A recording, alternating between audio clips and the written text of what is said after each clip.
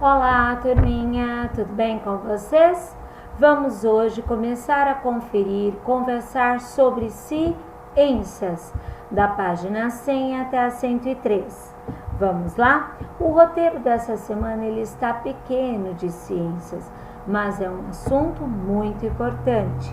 Vamos então nos concentrar? Peguem o livro, lápis, borracha, sente num lugar limpo e tranquilo. Desliguem televisão e rádio e prestem atenção.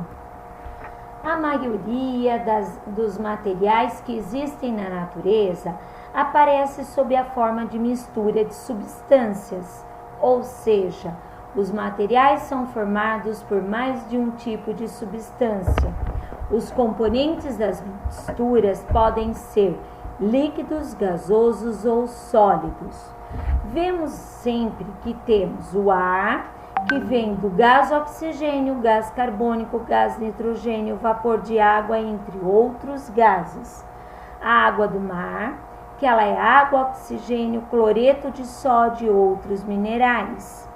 E temos a areia, que ela é sílica, quartzo e outros materiais. Cada um desses, eles são formados por misturas. São exemplos de misturas de substâncias. Há mistura em que não é possível distinguir seus componentes a olho nu.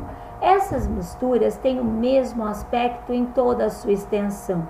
Isso porque ocorre quando uma substância se dissolve a outra, por exemplo, quando misturamos um pouco de açúcar em um copo de água, ou quando preparamos uma massa de bolo.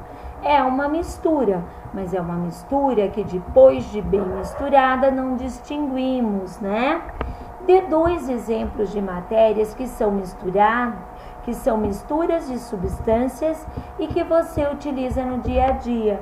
Então nós temos o bolo, nós temos o pão, nós temos os ingredientes que a mamãe usa para molho. Temos diversas situações em que misturamos e não conseguimos distinguir depois, não é mesmo? Há misturas em que é possível distinguir todos ou alguns dos seus componentes. Essas misturas têm aspectos diferentes ao longo da sua extensão. Isso ocorre porque os componentes da mistura não se dissolvem. Exemplos disso são a mistura de óleo em água e o granito, a rocha formada por diferentes minerais. Substâncias que são capazes de dissolver outras são chamadas de solventes, e as substâncias que se dissolvem são chamadas de solutos. A água é um importante solvente, pois dissolve um grande número de substâncias. Porém, há substâncias solúveis e substâncias insolúveis em água, ou seja, nem todas as substâncias se dissolvem em água. Então, olhem só, o granito ele é formado por minerais como quartzo, que é incolor ou acinzentado, o fedspato, que são cores branco, creme e rosa, e a mica, que é o brilho, esse brilho prateado.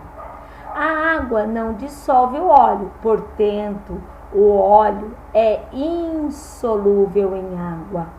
Já o sal dissolve na água, portanto, o sal é solúvel. Lembra que já vimos sobre a palavra insolúvel e solúvel? E responda: a água que sai das torneiras recebe tratamento para tornar a própria para beber. Uma das etapas do tratamento é adicionar cloro e flúor a ela. O cloro tem a função de matar micro-organismos e o mineral flúor auxilia na prevenção da cárie dentária. A água da torneira é uma mistura. Por quê? Sim, ela é uma mistura composta de mais de uma substância. Por que não é possível distinguir os componentes da água da torneira? Não é possível porque eles estão dissolvidos. Separação de mistura. Conheça alguns métodos para separar os componentes das misturas. Nós temos a catação, que ela é utilizada para separar 2 ou mais componentes sólidos. Esse processo consiste na separação manual dos materiais.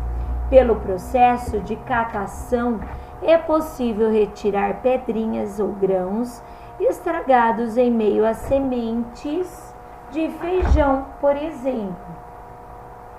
A filtração é uma forma de separar os líquidos e sólidos, como a água e areia, por exemplo.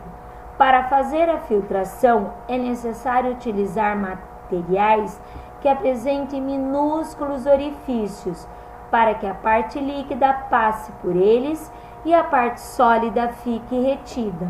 É o que ocorre quando coamos o café. Separação magnética.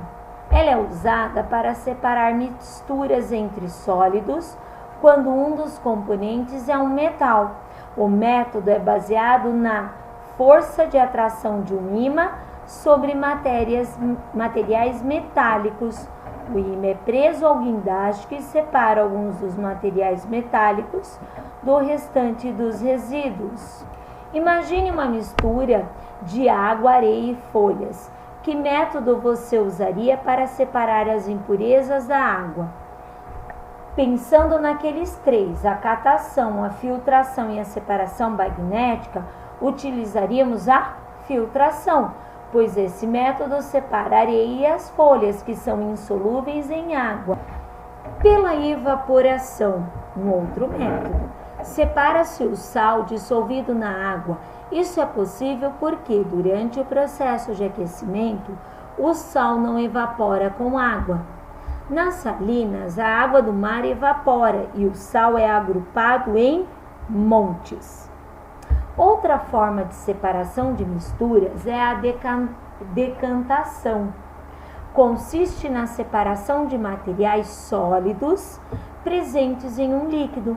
Deixando a mistura em repouso, os materiais sólidos que não dissolveram tendem a acumular no fundo do recipiente. Lembra quando fizemos a experiência de pôr bastante sal na água? Quando colocamos um pouquinho e misturamos, ok. Quando pomos quantidade demais, se deixarmos aquele copo descansar um pouco daquele açúcar ou daquele sal que colocamos a mais irá para o fundo do copo. Isso acontece por decantação. A destilação é uma outra maneira de separar misturas, de separar as substâncias, mas separar as substâncias líquidas. A mistura é aquecida e a substância com temperatura de ebulição mais baixa vaporiza-se quando entra em contato com a superfície fria do recipiente, voltando ao estado líquido e caindo em um recipiente separado, né? Então, a ebulição nada mais é do que ferver. Quando ferve, que junta, né? Entra em contato com a superfície fria, ele vai separar. Circule qual das substâncias a seguir pode ser separada pelo processo de destilação. Então, o fubá misturado à água, os pedaços de plástico misturados a pedaços de ferro, ou a acetona misturada à água. Por destilação, seria a acetona misturada à água. Muito bem, pessoal. A matéria desta semana de ciências eram apenas as misturas e a separação das misturas. Volte a dar uma olhadinha para você lembrar quais maneiras podemos separar as misturas.